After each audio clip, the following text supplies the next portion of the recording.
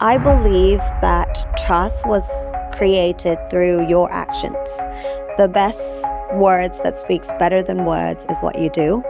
So long as you walk the talk, that you say it and you do it over a number of times and consistently through time, that becomes your standards. And the standard is actually what people trust in you. Life, to me, when you say the persona, the confidence, the trust, the standards, professionality, and the experience, everything bundled up together is the experience that you are willing to go through and the immersiveness that you want to immerse yourself in those experiences. So that becomes a goal.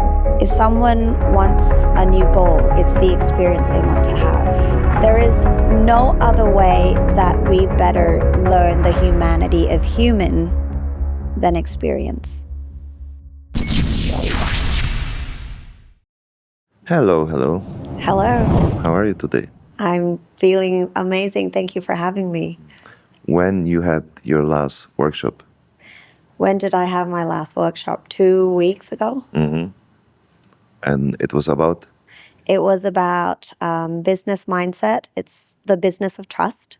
It's called the Action Booster Business of Trust. So it's for higher level business owners who know that now the best way to do business is to build trust and to make sure that they do the small details that they said they would, but they never did. Yeah. So it's about the word versus action? Yes. So what was your experience about this in your life? In my life, Yeah, action and... I mean, like building the trust and also, receiving the trust, because it's sometimes two different things, I believe that trust was created through your actions. The best words that speaks better than words is what you do. So long as you walk the talk, that you say it and you do it over a number of times and consistently through time, that becomes your standards. And the standard is actually what people trust in you. So they can imagine how you would show up. They can imagine how you would react to things. They would imagine if they said something, what would you be saying? And that's the trust that they have for you, specifically in whatever that you do.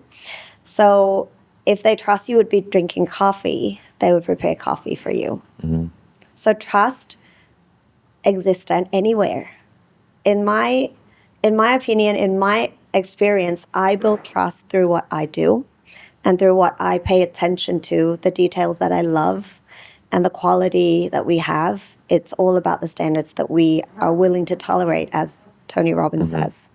And I always have experience, like in life, many people who, like I say, someone lost their trust, right? And they start saying like, oh, I need to be careful. I cannot trust people anymore because of the, previous experience, past experience.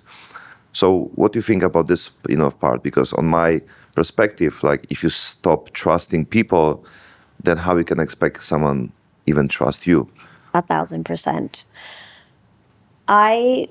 This is my personal viewpoint. It's going to be subjective to me. But if you lose trust in other people, you're losing trust in yourself. Because in order for you to trust someone, you have to trust your judgment enough to make sure that you're trusting someone because your own judgment.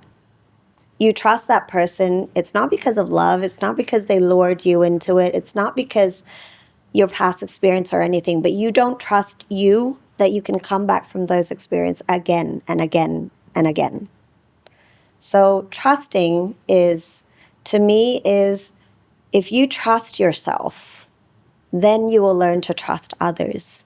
And the more you trust others, that means you're in control with yourself enough that you know how to fix everything. So you think by trusting self, right? It came from the action also to something what you say to yourself. Like, for example, today I'll be go jogging, right? Today I'll be stop drinking and everything like this. In NLP, it works two ways. So in NLP, basically, we clear off the past experience as well, so that you get to choose what you want to feel, and you get to choose how you look at experiences in the past. And we also plan for the future, how you want to become.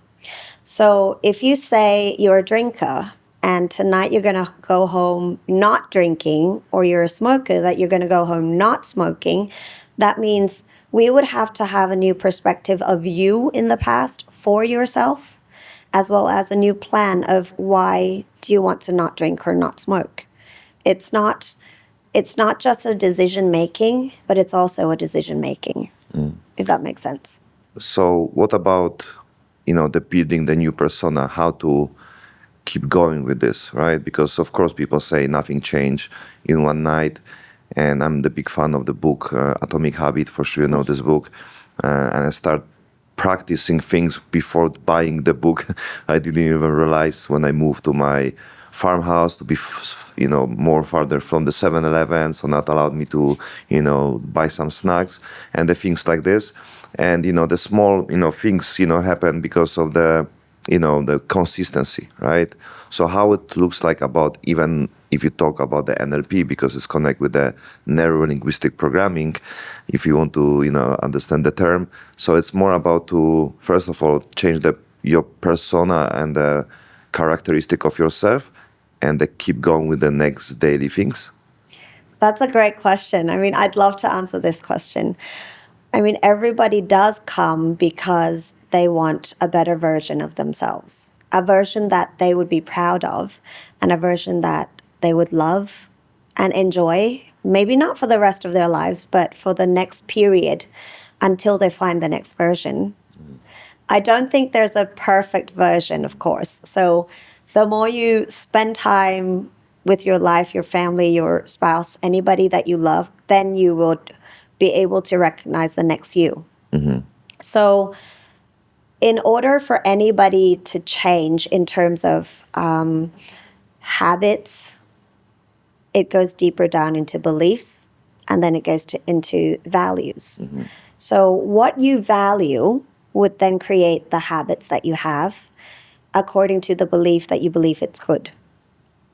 It's a truth that you completely believe. How to not miss the time when you become who you always want, and realize this, like you don't need to chase and for the version what you always dream of. You will not miss. Okay. And there is no perfect time. I mean, you know that. There's no perfect No, time. I don't know, because that's why I'm asking. I'm not I asking, know that we all had experience where we really loved ourselves in that moment. And then as time changes, as environment changes, as economy changes, we have to adapt ourselves, and we become the best version or the better version in that period of time. And that time, it could be different from when we were 16. We could have loved ourselves when we were 16 with that resource, with that environment, with that being. It was perfect for that time. And now that if we are 60, 16 doesn't work. It doesn't work for your skin. It doesn't work for your looks. It doesn't work for your hair color. It doesn't work for anything. So that is when people think that their true self is not good enough. But in fact, it's only what they've been practiced in the past does not work for this moment in time. So it does start with a decision making. So you decide what you want to change, who you want to become. With neuro-linguistics, we start by the language. Now, who do you want to be? Who do you want to become? What habits do you want to have? And then by having those habits and becoming that person, then what do you want results in your life? What sort of results would result from that who you became? Then if you like the whole journey that you've planned in your head, then we use the processes or the techniques to help you to make it easier to take action. Because in becoming, yes, Rome wasn't built in one day, of course, like the China Great Wall, but it was built by a first decision, and then a plan in the paper, and then what do you need to do? Atomic habits. What did you need to do? The small habits that you needed that you can do every single day. You can commit yourself to it and you continue doing it for a number of times and then you succeed. I think the best part is to know where you have succeeded. You mentioned things connect with putting things on the paper, right? Because we also talked before the podcast about the, updated version of the things, how you can use the NLP in your life, right? For example, you mentioned Zoom calls because many people, work online, have the communication through the, social media. So, that's the different things when you can also read someone, right? Yeah. And even by the filter and everything, right? It's also important. But also, like all the things what we know from the, updated things, like I said, putting things on the paper. I know this from, many teachers, but how it works in 2026 when everything is digital. When I say paper, it could be paper on your iPad as Okay. well. So I think it's writing because no matter how the world changed, your fingers are connected to your brain. So That's the what I more mean, so the more you write, it clears you off as well. So might sound traditional. People would prefer recording their voices and having AI take all the notes and everything. But still, like writing and reading would be connected to your neurology. It's still your physical body to me. I mean, that's the good answer because it's actually what you mentioned about the, putting even on the notes, audio and everything. It's required your action, right? Yes. Your movement, your mouth movement, everything, right? More things you engage, more senses you engage, that's more working for your body, right? Yeah. So that makes sense. I mean, really, because in general, many people say put things on the paper. And people are like, I don't like writing, Many people don't like reading, right? And even Atomic Habit. Oh, sorry, I bought this book, but I didn't read. I listen audiobook. To audiobook, yeah. Everybody does that these times. It's working much better, Like I understand they're reading things, but I think there's a lot of hype with this. Like many people say reading because of the ego, sounds Yeah, cool, yeah. when you put some books on your room and everything. But actually, I don't think people really, read this, That's why I think many people compare themselves to other people because there's many story like, what you see on the social media and the person, it's like this, they're going there. But actually, the reality, it's not that blink and amazing like people see on the social media, right? That's true. I think the way people consume things or information now has changed. And in order for content creators to get through to their audience, they need to be able to support their audiences as well. So, say we might not have time for reading, but we have time while we're driving that we could listen to something. So, something is better than nothing. But to me, personally, subjective, this is the title. I would say if you're planning for a new version of you and it's that important to you, then you should be blocking everything else for you. You should be blocking everything else out of that hour or 30 minutes even. If you want to sit down and really look at your life, I would go old school and think that it's better to use your own fingers to sketch it on the paper. It doesn't have to be words. It could be like lines and scrapes of everything. When in the old times, like when we go on calls or we're on the phone with our friends, we'd be like scratching and, scraping, writing with our pens. Have you ever done that? No. When you were younger? Never? Really? When I was, so that would be like the 80s, the 90s, when you're on the call and it's like, say, I don't know if you are the same. I don't know if we are from the same generation, so I don't know what you are. yeah, it's like, you actually have to stay put when you're on the phone. I walk. You walk. In my time, we don't have like mobiles yet. Yeah. Okay, I didn't have mobile yet. Yeah. Yeah. So in those time, it's like it's a stationary. You stay put. It's like here. Like Yes. I'm on the phone right here. So what else can I do? I cannot walk. It's like only like 30 centimeters long of the wire. And so what do? We scratch. Okay, because I never had a chair close to my phone. You never had a chair. No, I mean, there was the phone. There was no chair there. It was like on the, But like, how do you walk? It's only the wires that. yeah, like you stay. Okay. I think maybe because when you have a, But then like, you start picking the walls. maybe that was like pictures on the wall, Yeah, it was weird. Maybe like different, concept, Could But I be. remember when the phone was on like a wall, Yeah. not like this. Yeah. We have this one. Yeah. Yeah. We had the dial, yeah. Yes. So the We base. could be from the same generation. I think so. Yeah. So actually, even the name of the project, the 531 Society, it came from the number of my phone when we are young with my sister. So it was like a local number. So we always remember the number, and it's go to us all the time, come back to us, when you see the number, the license plate and everything.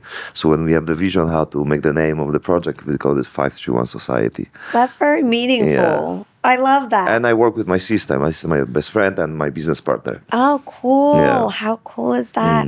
So this is what I like about neuro-linguistic programming as well, because every word and every number means something to someone, and everybody's unique. Everybody is, well, we have more parts that we are the same than different, but we have meanings to words that are unique to us.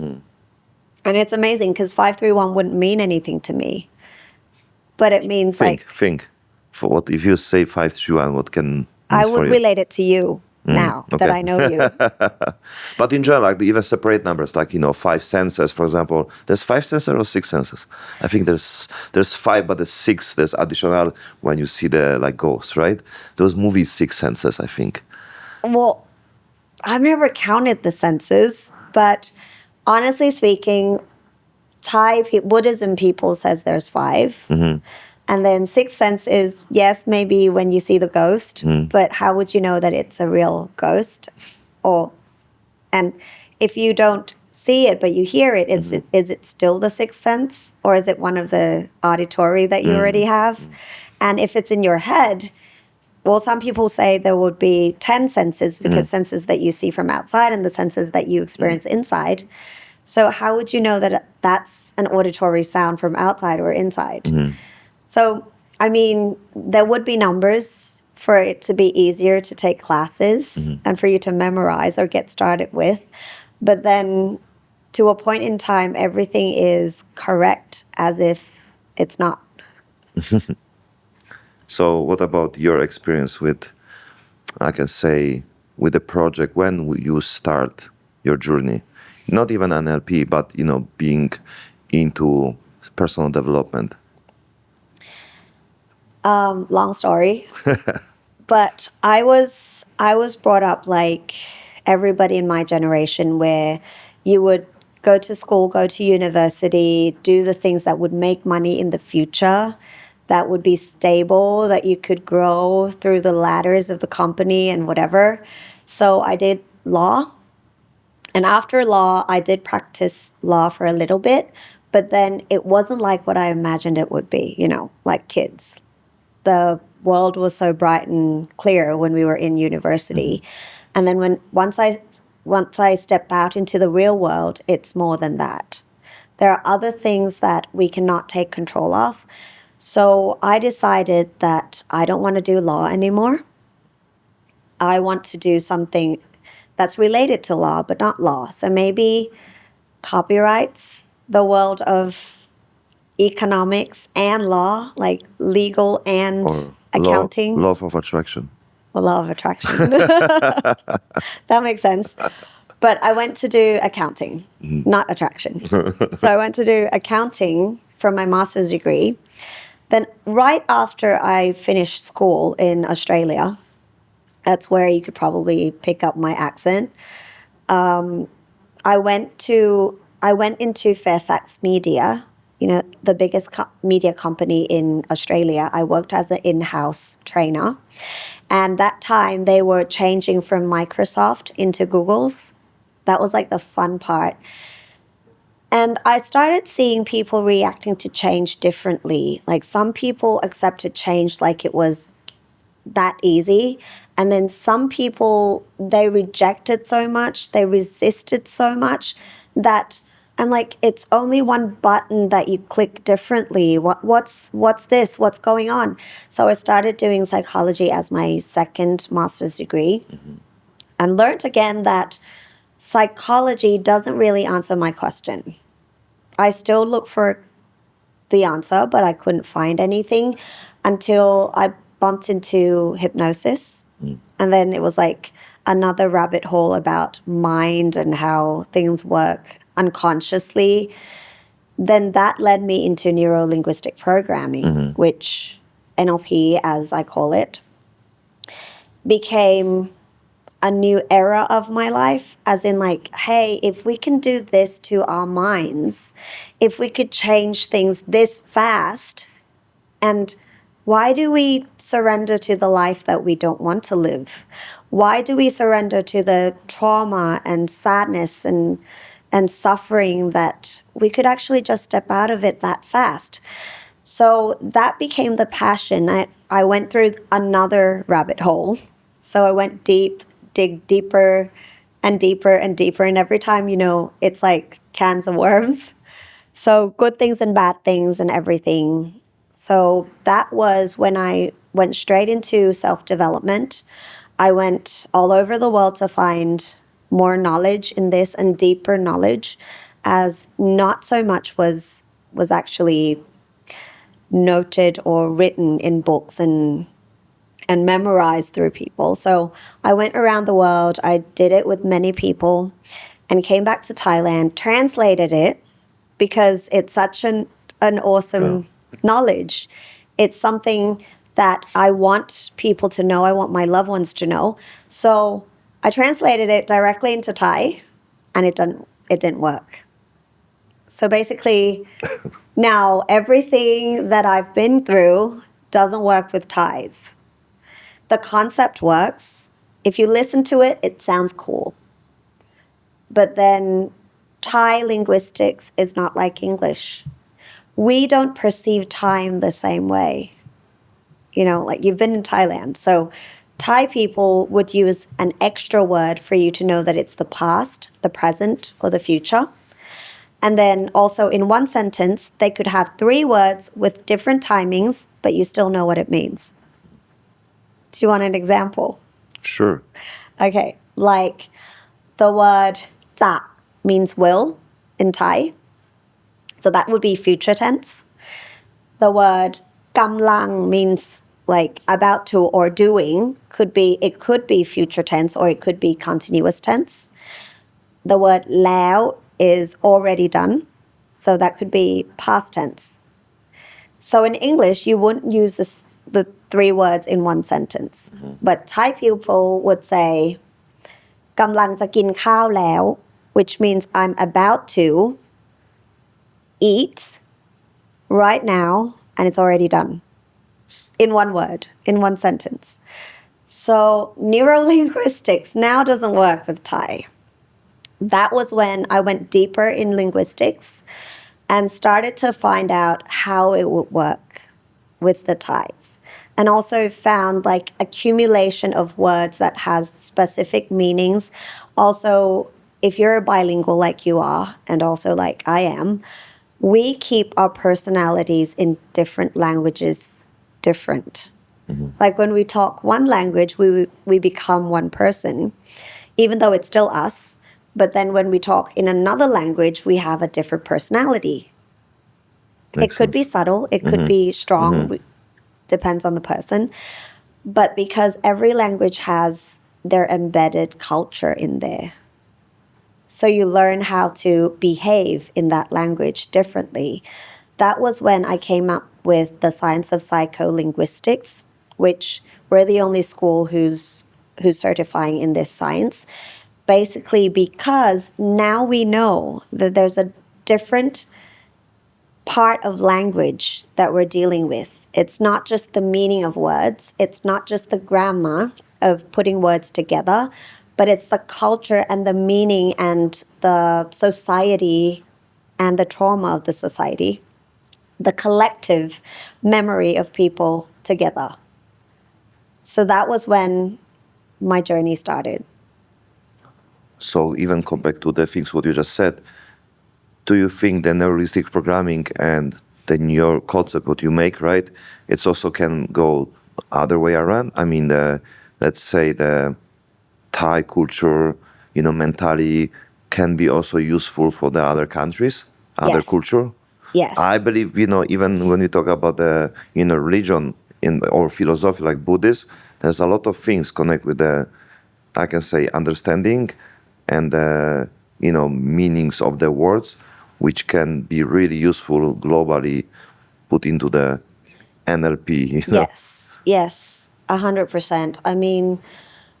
I mean, culture-wise, knowledge-wise, ancient knowledge-wise, I think it's beneficial for you to know more rather than less.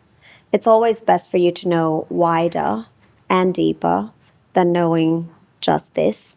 So I believe that NLP or even science of psycholinguistics, now I teach both in Thai and in English, so it's like already swapped. There are things that you still have to immerse yourself in. Like you would never know how hot is Thailand if you've never been here right now where it's about the hottest month of Thailand. Like you can explain it however much you can, but people will still have to be here to know.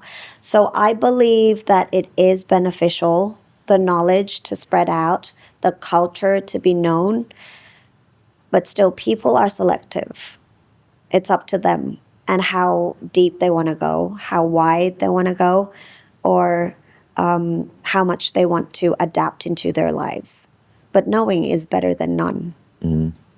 So it means people need to really experience everything in life. I wouldn't say everything. I wouldn't say everything, but I would say, wouldn't you love more experience than less? Depends Traveling. which one, yeah. Yeah. That's yeah. Yeah. So we are selective. And I'm sure that we have our knowledge more or less that things are right for us or not right for us, or we want or we don't want. So more experiences on the good side might be a preference, but still more is better than less in terms of knowledge and experience.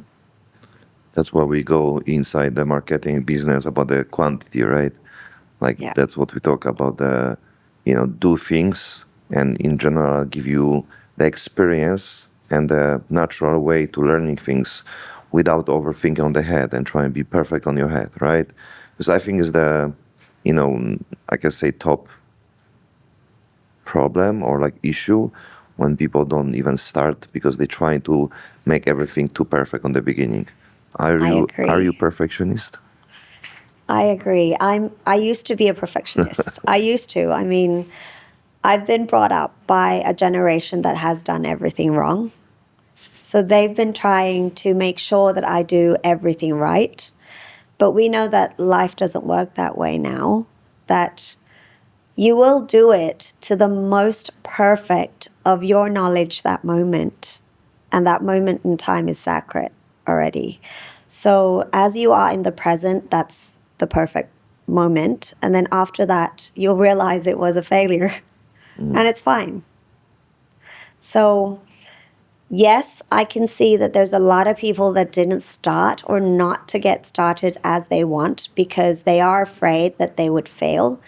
I think it also matters because the social media, the judgment that they have now, and it's not just the people around them, it's everybody on the social media. And it's the likes and shares, it's the effect of life, and then people turn back and start over again. And then stay safe in their comfort zones basically because they don't get judgment. So yes, to me it's being a perfectionist, and yes, it's not daring to fight the sounds that you hear in your own head. From your experience talking with the, like I say, hundreds people about their issue and of course about the challenge and maybe goals, what do you think is the like most critical things, what they, I can say, stop them to be where they want to be or be who they want to be in life? The one thing, They're most important, yeah, like their own chatterbox. Chatterbox, the sound in their heads. Okay. Because How you call this? chatterbox, it's the chat, like Chatterbox. it doesn't stop. I It's like didn't those, know like, the term in English. Not nice. it's your own monkey, basically. So I think Ego? parts of it would be ego, but then you wouldn't be able to live Inner without voice also, ego. like, yeah, we call it, okay. Yeah. It could be Chatterbox, sorry. Box? the word, Bukes. yeah, chatterbox, like, you know, the sound box when old times, Okay. like when you have like a speaker in the fields, yeah, and it doesn't stop talking. Okay. Something like that. I think Did those NLP terms, the chatterbox? no, It was I just think it's English. really? I think now that you're saying it, I don't know. I don't know, but I don't know how long I've been using it, but yeah. To me, it means the little monkey that's talking in your head all the time, which 90% that it says never happens. It's the, don't do this, don't do that, you'll lose, and everything. Walk slowly, you'll fall. Which we know that that's probably a parrot that your parents has taught well enough that the parrot stays in your head. You know, the parrot, the bird? Yeah. Now it's talking. So, I have my own, of course, personal solution for this one. For sure, your perspective, it's also come back to the past to see the pattern and maybe previous experience. At the same time, like you said, the parents' own problems, which they share to us, right? Could be. But at the same time, I think just to keep going and make more action, it's automatically shut this down because there's no space for the thinking, right? I agree. Like the people who do more, the people who never give up, the people who keep on going, they would reach somewhere better than people who don't do anything or not moving. Also, people have problems when they know they need to do it, but the voice in their head is so strong and they don't know how to keep on going. The continuity of doing until they get the evidence that they can do it is too far away. So now when the speed of internet and everything is so fast, you want to see success now. Actually, you wanted to see it every day, or you actually wanted to see it yesterday. So everything needs to come into hand too fast. And once you cannot make it that fast, you cannot stand your own speed. And a lot of people fail to their own speed. It becomes depression, it becomes sadness, it becomes bipolar, it becomes a lot of psycho problems because there is speed behind you, there's pressure that you need to compete with, there's also the online world, there's also the respect that you want to gain from your own audience, there are the followers, the trust that you need to build, the picture that you need to take. Everything comes into perspective at once. I think the keep going concept works. It always works. It works every time. But when it comes to people that hasn't ever been doing the things that we've been doing, they've never failed. They've never tried a bicycle enough times that they ruined the whole leg. They wounded their head already. Then they've never known that they can keep doing and keep failing as well.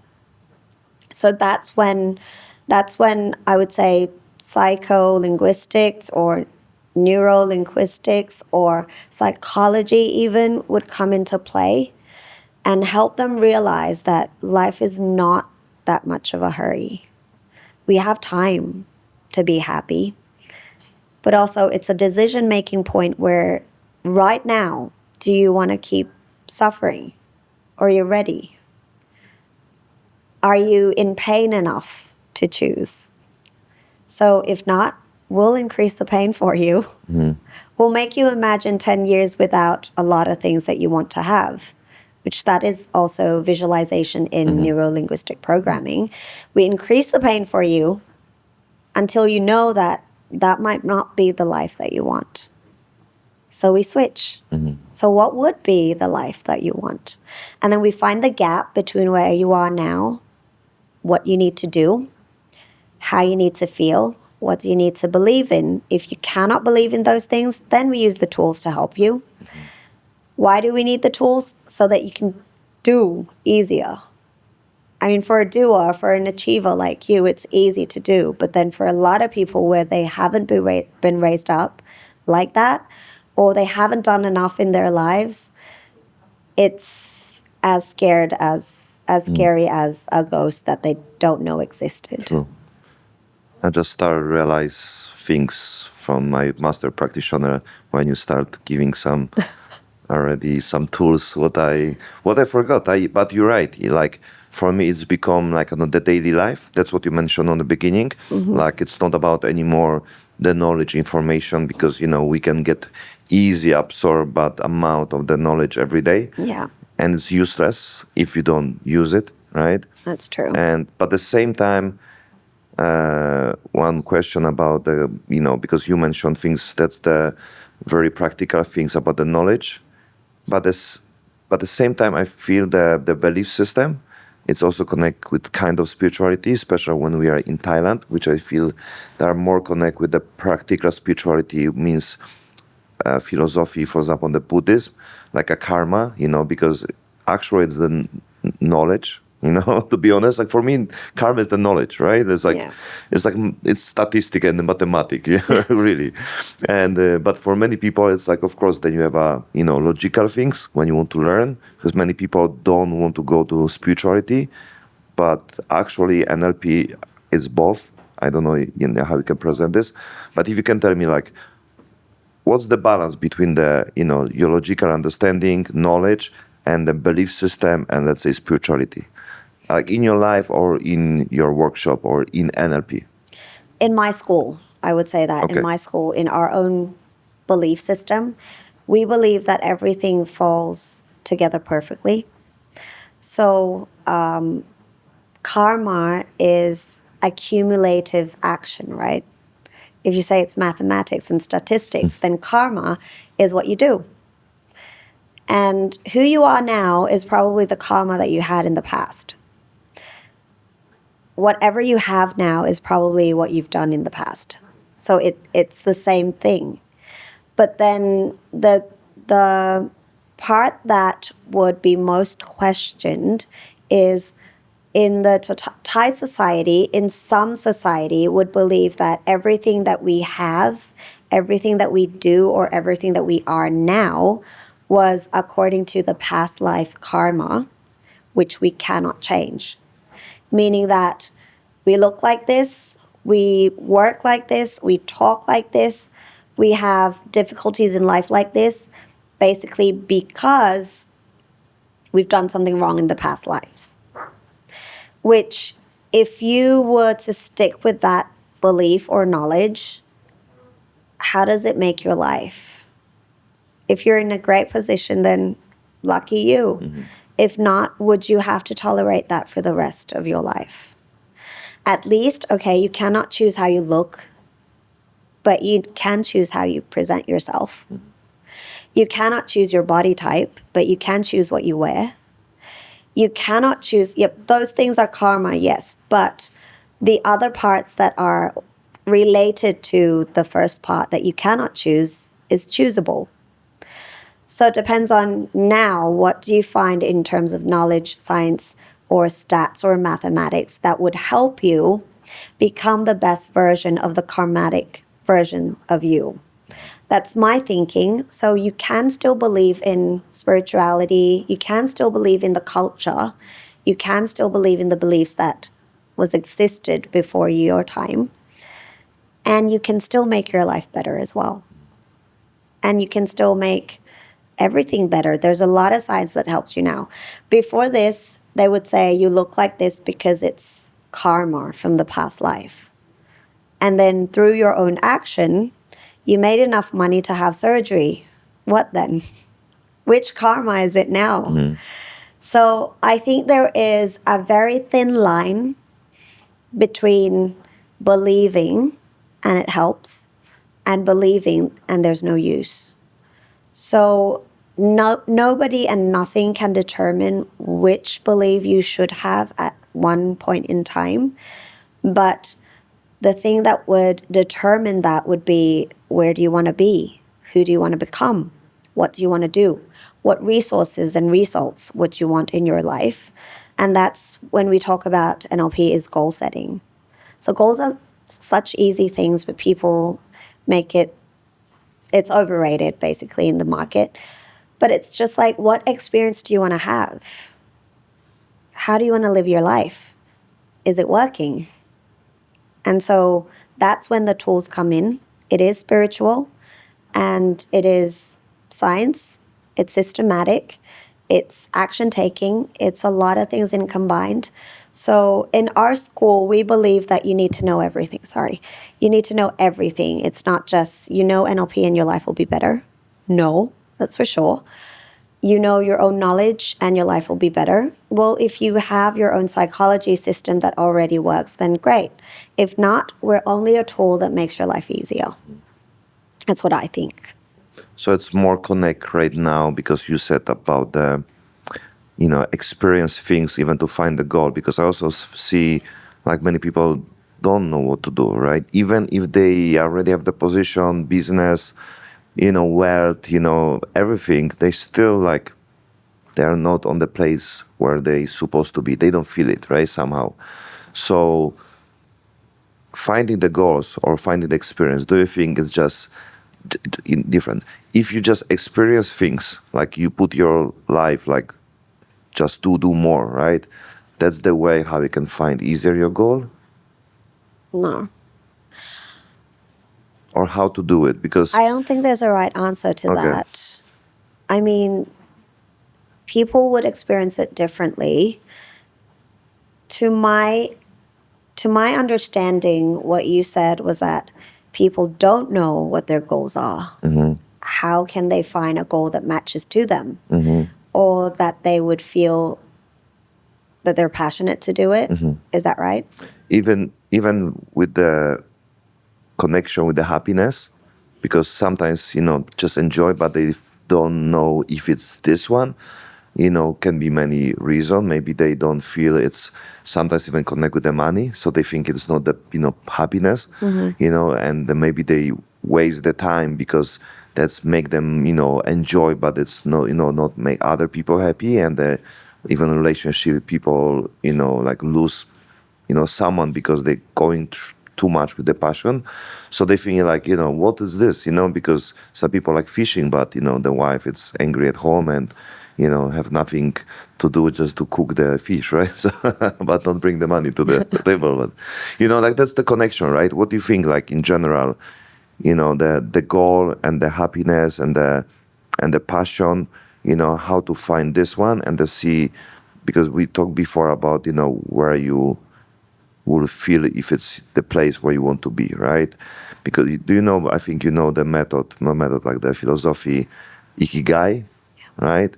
And I like this because the one part of this, the question, it's about what gives you also money, right? So, in terms of the like old philosophy, like was never things about the money. It was more about the, happiness, bliss, Zen, the everything around, but it was never about the money, which now we need to update. And I think NLP also update what you said, even about the course on the Zoom, right? So we need to update, like, okay, you find yourself, but monetize this.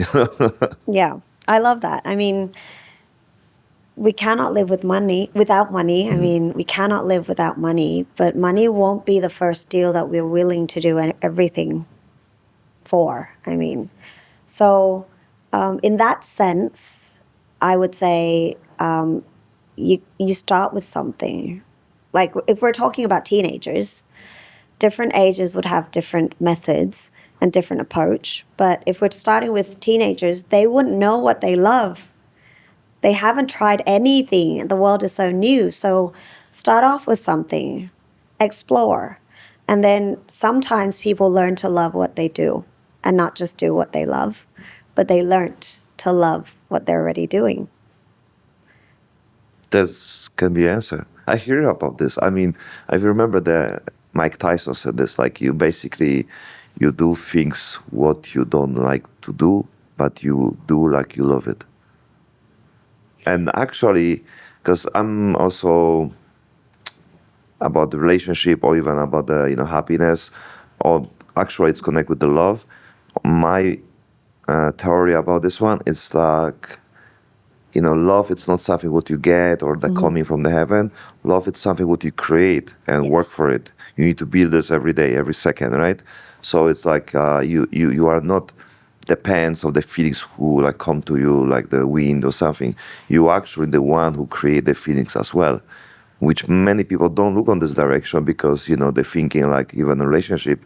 No, you have a relationship coach here who can maybe talk more about this one. But I think my previous relationships, like I create the feelings, like I create the goal, I create the happiness based of the how I want to feel, not what's connect with me when I experience something. You know what I mean? Yeah, it makes sense. Yes, I totally agree. Love is something you create. I believe Thich Nhat Hanh said that love is an action and not a feeling. But if you explore into that feeling, you have a feeling that happens after your action, and that might be love. Or the feeling that you created before you create the action could be love. We don't know. We don't know how it looks like.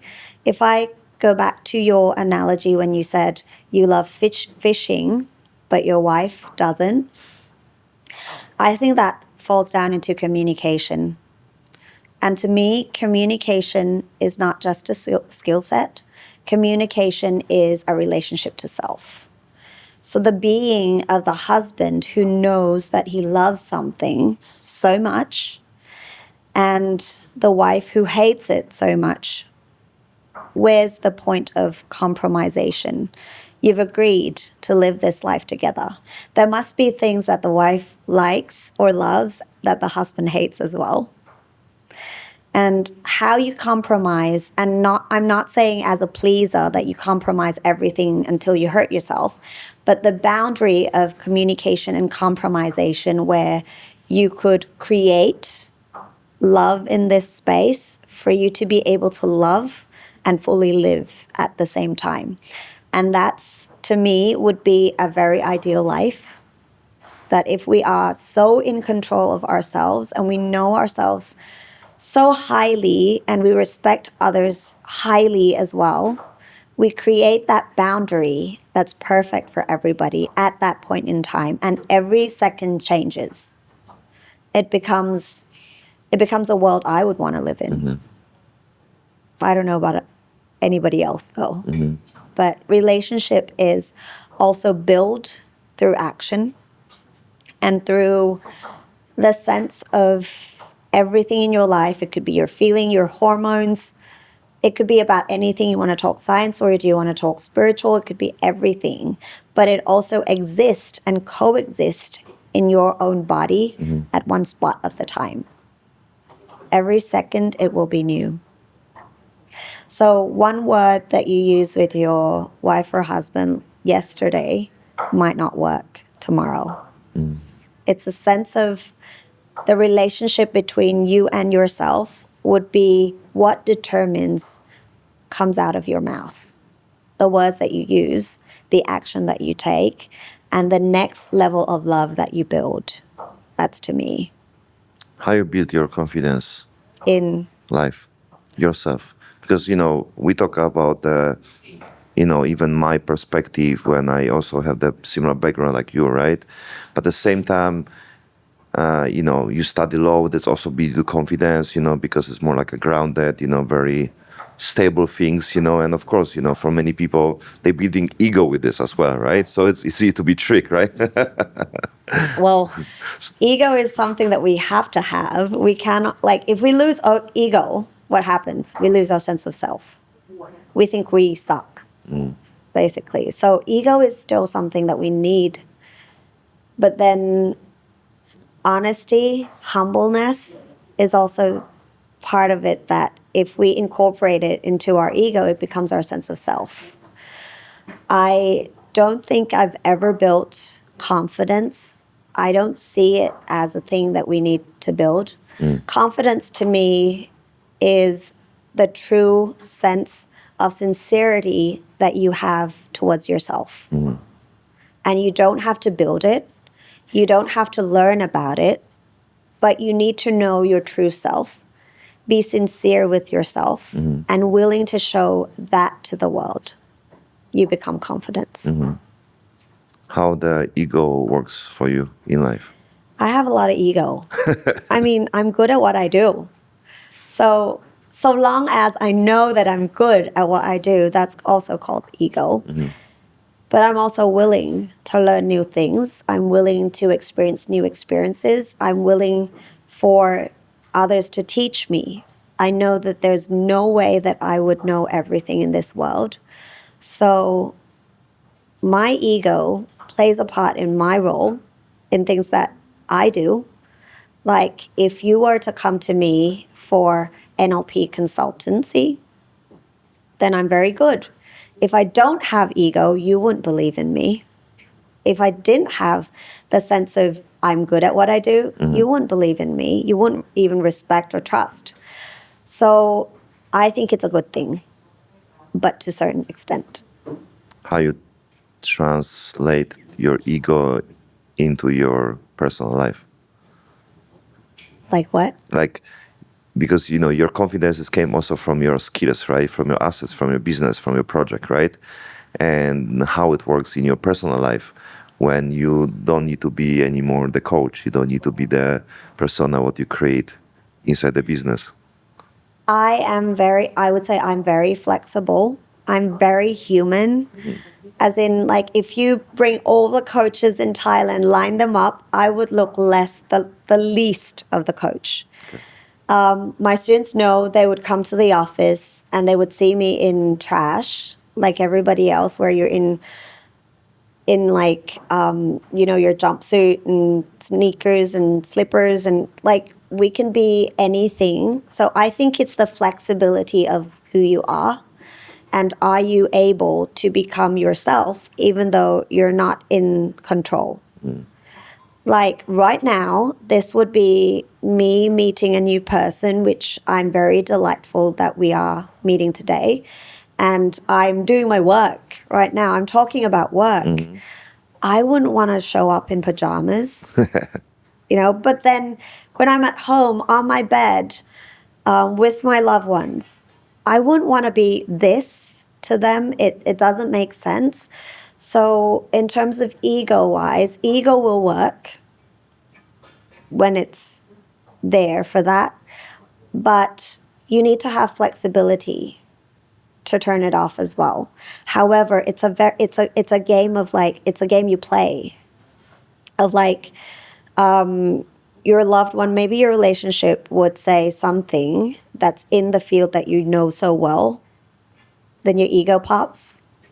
And then in a moment in time, you actually slip into her part of knowledge where your ego gets shut down.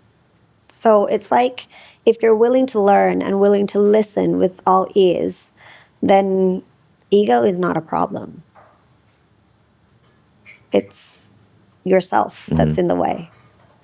So how it's important for you to be professional in your personal life? I'm never professional, even in my work life. I mean, I don't have a full... I cannot dictate even the word professional. Okay. So what is professional really? Who holds the ruler? Who's the person who decides?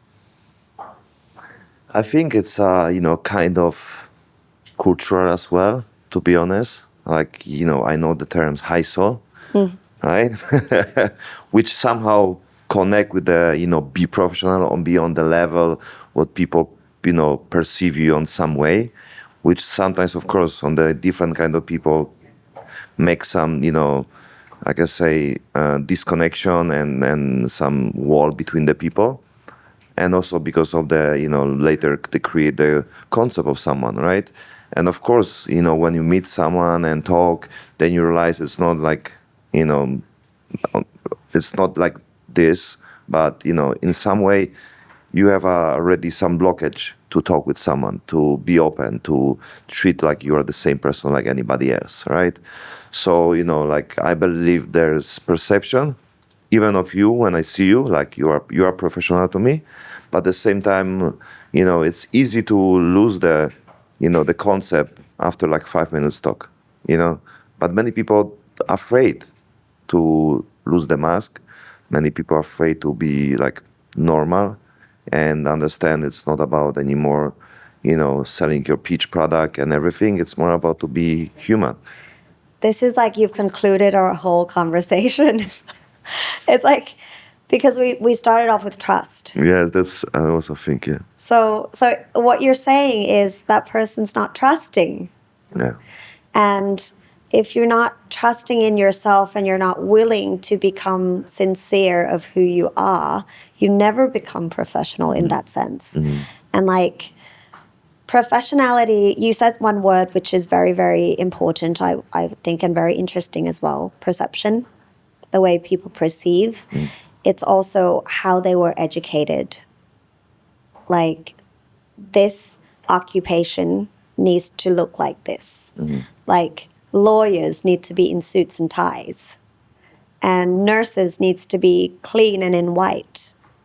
And things like this becomes perception. I don't think it's related to the word professional, but people created the word professional, very marketing word.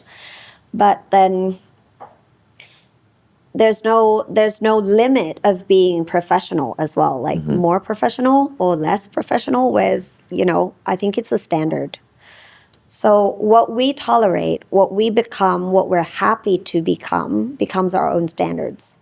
Our standards become the trust that people respect us for. And then that becomes the professionality that we present ourselves to the world. That's a very good term about being professional, being trustworthy. Being trustworthy, yes. That's a good. But then you could be trustworthy without looking professional as well. Can. Yeah. Right.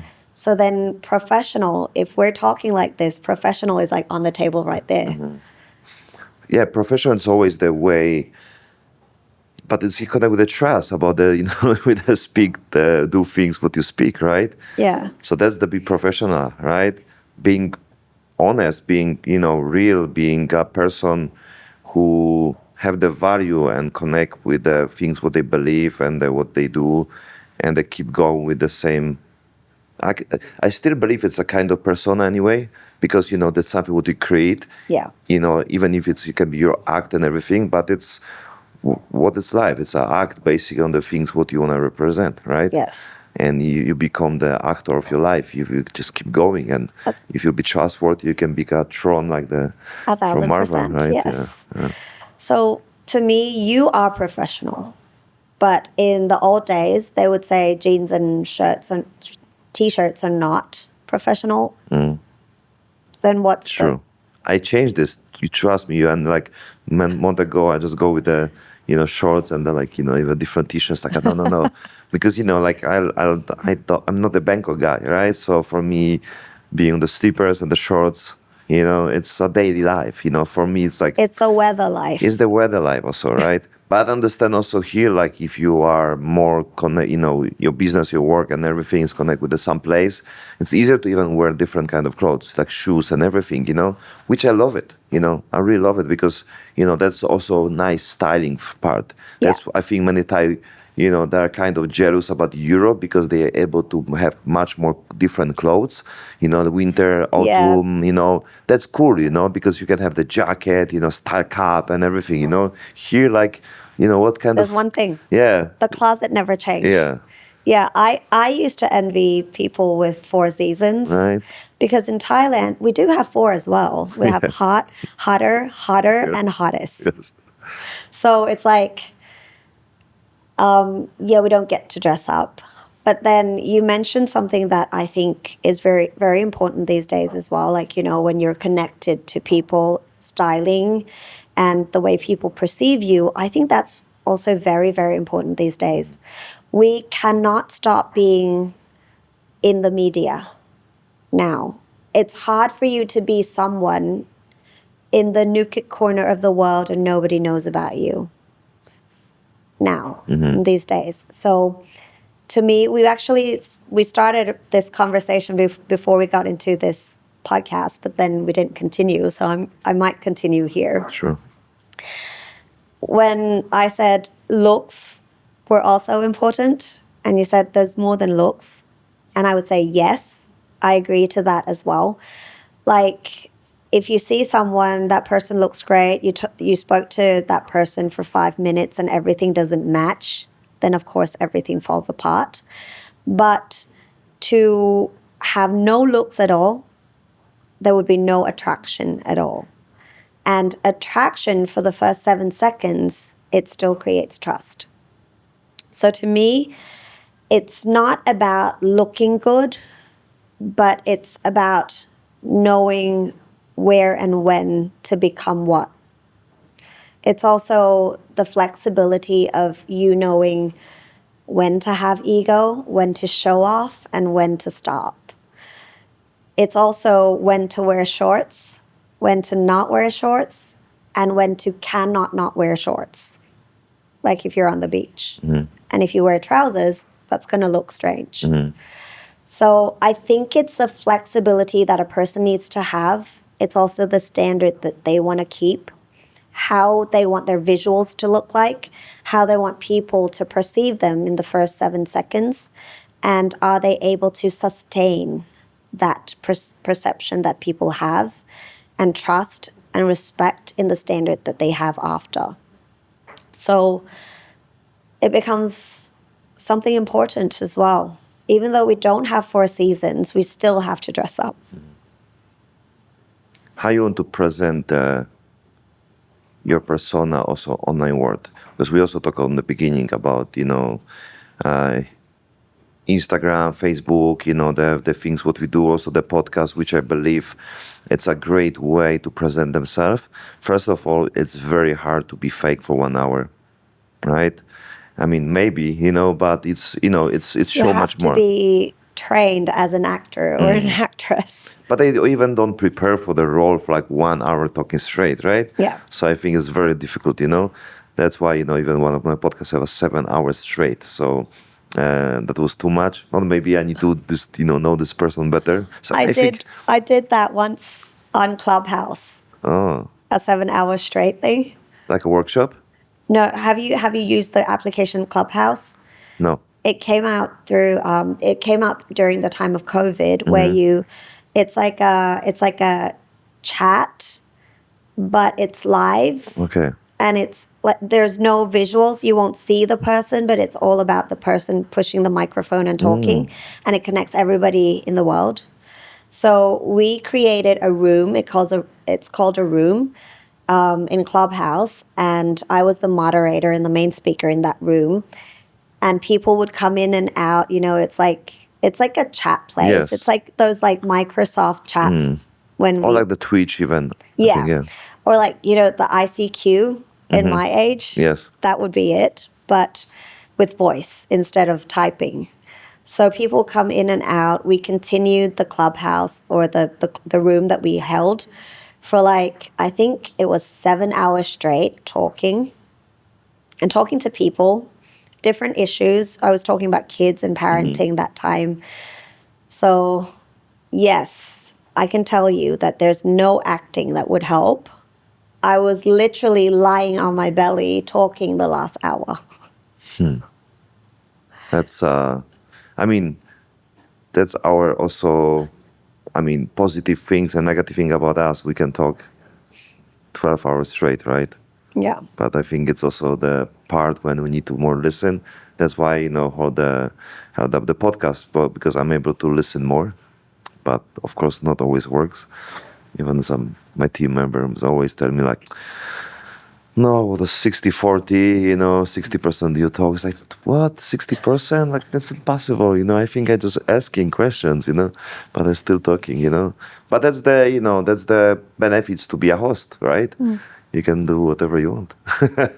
True, and you get to learn about more new people. Yeah, absolutely. That's why, having you like in the NLP just remind me, it was 2011 when I make my Master Practitioner NLP. Yeah. That's 4 years before I did mine. Okay. Yeah, but it became my journey in life. And so I went deep into it. We have researchers now. I've done a case that we use NLP with streamlined medication, and we were able to help one person get off diabetes within 2 months with the certification of a doctor, a real doctor, a medical doctor. And it was a project that eventually became the research that we started off. And so everything in us is connected. It's like the body and the mind. When you say spiritual, it's everything. So if you know the connection between the body and the mind well enough, and you're sincere about how you feel and how you are, you actually control all the symptoms that you have in your body as well. So it's connect with the psychosomatic also? Do you study psychosomatic? A little. Okay. Enough to do some cases. It's because I think recall healing something, right? So there's many different ways, Yeah. right? I think today technology and the same time the knowledge and everything, it's so wide. But at the same time, it should be more narrow, depends on the people, because there's no right answer.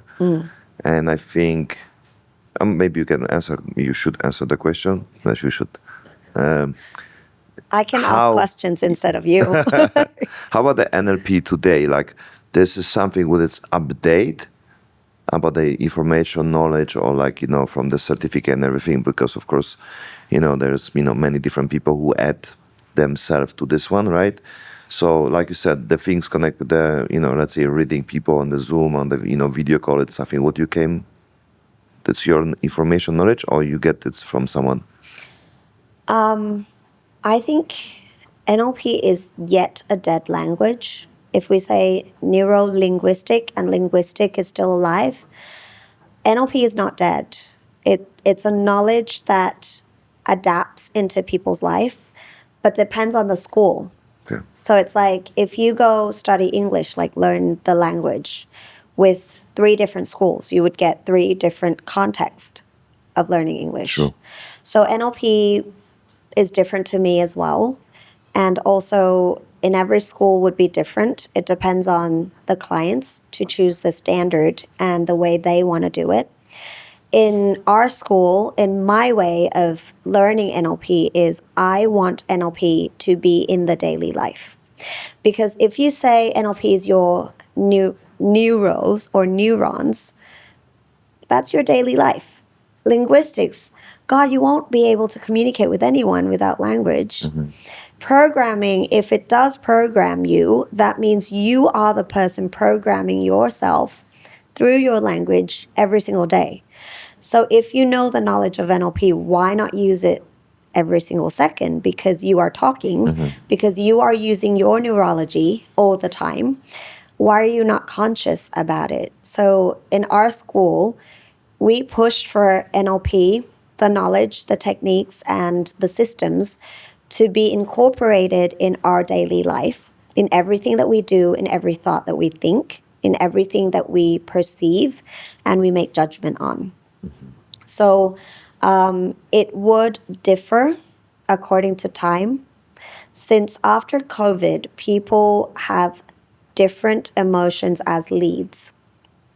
Before COVID, you would talk about aggression. You would talk about kids having aggression at school. But then after COVID, it becomes fear, it becomes depression. Like it just becomes, or like it happens by itself, by chance? Or was there things that has changed?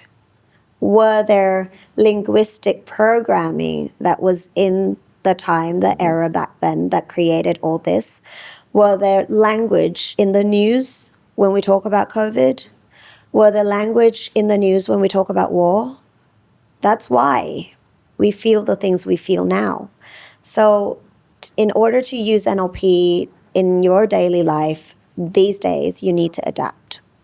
And it's also even more how you receive this than how you deliver, right? Because then you can read the information and, like, let's say behind the scene, or like, the under the line and everything, right? So you are absolutely like even absorb information differently if you know that's not what they communicate behind the structure, right? So at the same time, programming, if you put the programming into this one, on the time when the AI is actually the programming, is the algorithm. And right now there's so much tools, even making your agent, which is actually programming, the agent like you want, who can do for you the things, even can be your own coach and everything. That's kind of, I don't say scary, but it's kind of very interesting.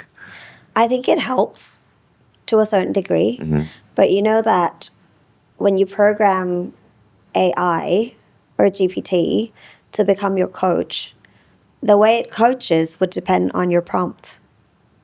So it's your linguistic to start everything off. Yes. It learns from your language. Therefore, how you use this is, I would say, this is never going to be replaced by AI. Human is never going to be replaced. But you have to be good enough. You have to be to the standard only. You cannot be like, say 50 years ago, you could probably sell pork, chicken, and fish in the same store. But now it's like we go to stores where that store only have one menu because they're good at that. And now it's turning into that because of AI. So if you say it's scary, it could be for some people that they don't go deep enough, or they don't go through the rabbit hole in what they love or what they are trying to love or what they do. But it doesn't scare me, as in it's not going to replace human. The science that we teach, we preach, and we be are the science of human. So when you cannot deal with your prompts anymore, when you cannot deal with the way your GPT replies to you, then you need to turn to another human. There's no way that you can turn to another AI because it was built on prompts as well. So to me, our prompts are the most important. It's the way we receive information, and it's the way we deal with information internally as well. How about the teachers made by AI who teach our kids? Which I was on the meeting with the people who actually do project like this. So it means also, that's the positive, the story about these people, because they actually want to give good impact for the, let's say Thai people who can have the same chance like people in the other countries to the very high, knowledge, and updated based on the, life. It's a lot easier than human being, that's for sure. Yeah. I think in one way it's good because the fact is the fact, but it's also controlled fact. We know that. Education, every sort and field. So you can control the things that you want to be delivered through AI for sure, but you probably cannot defer the humanity of a teacher to a student. In my days, if we feel sad or feel bad, we can run to our teachers. And that's the human contact that is needed now. Why do kids feel like they're lonely or they're alone in the social media world or they need to hide under their blanket and see how many likes they received, because that relationship is gone. And human is a societal animal, meaning that we need human to become human. We need the relationship in the world. We still need that. If we are talking about generative approach, then we still need a spouse, and that's also a relationship. That's also communication, where it's the relationship of yourself to yourself again. So to me, I'm not against, but there needs to be other aspect put into it as well. So actually, it's all about the knowledge, what they can teach to be more connected with other people, because that's allowed you also to get the knowledge how you should even have more courage to build a connection with the human to human, right? So actually, the AI can teach you, hey, turn off me, go to talk with the other dude, right? So That can as well, can. I mean, AI is easy if you wanna teach maths, say. You don't need an actual teacher to say 1 + 1 = 2. You can use AI for that. But then what about culture? How do you teach culture? How do you teach the culture that lies in the food? It's summer in Thailand, and there's a dish called Khao Chae, which we only make it purely in summer. Have you it's had a it? cold soup. It's the rice that's cold in the water. It's not a soup, but they put, like, say, jasmine rice. They put jasmine in the water and keep the water cold, and they put it into rice. Have you had it before? No. Okay. There is a great place that I will definitely recommend you try. It's all arts and culture in there. It's like hours and hours of making every condiment that you eat with that rice. And it's the only time that Thai people will eat cold rice.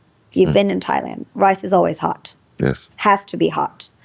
But April is the only month that you would eat cold rice.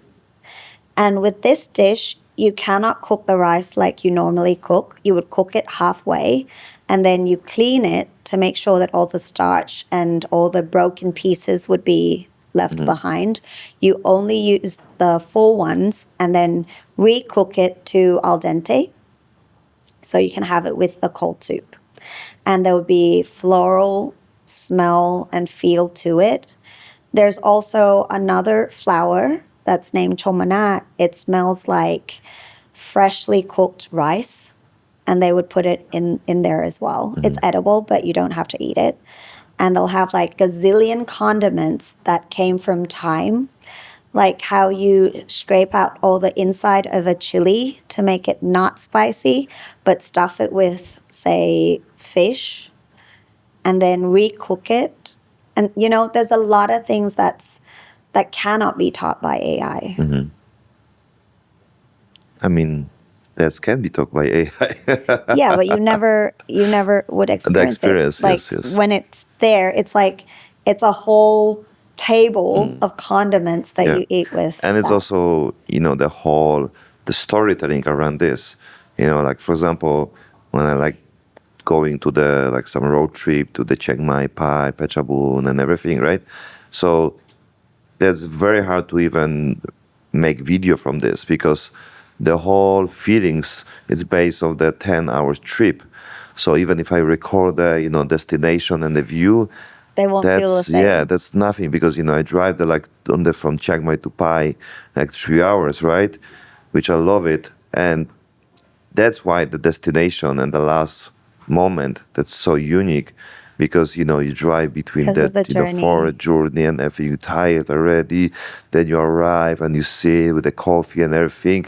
That's hard to describe, impossible, That's the things about the achieving goals, right? And become who you want to be on your life, but based of the hard work that you done, not about the last part and receiving the prize. Yeah. So basically, life to me, and when you say the persona, the confidence, the trust, the standards, the professionality, and the experience, everything bundled up together is the experience that you are willing to go through and the immersiveness that you want to immerse yourself in those experiences.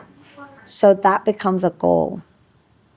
If we were to conclude this conversation, then if someone wants a new goal, it's the experience they want to have, how they want to experience it. If anybody listening to this podcast and wanted to try this way of rice cooking, they would have to come to Thailand. If they want to experience this heat, they would have to come to Thailand. There is no other way that we better learn the humanity of human than experience. But yes, there are good experiences, bad experiences, and also bad experiences built up in the journey becomes a good experience in the end, like what you said. So business people, successful people fail before they step up. Everything to me falls into place. Everything is the perfect combination of every moment. And so there are perfect moments when you want to become better, and there are perfect moments when you should stop. And when you realize that you've actually have enough and you are enough is when you build the next persona, to me. Thank you so much. I hope this was fun. I had fun. Thank you. Thank you very much. I get to talk a lot about a lot of things that nobody asks. So thank you so much, Mario, for having me. Thank you. I appreciate it.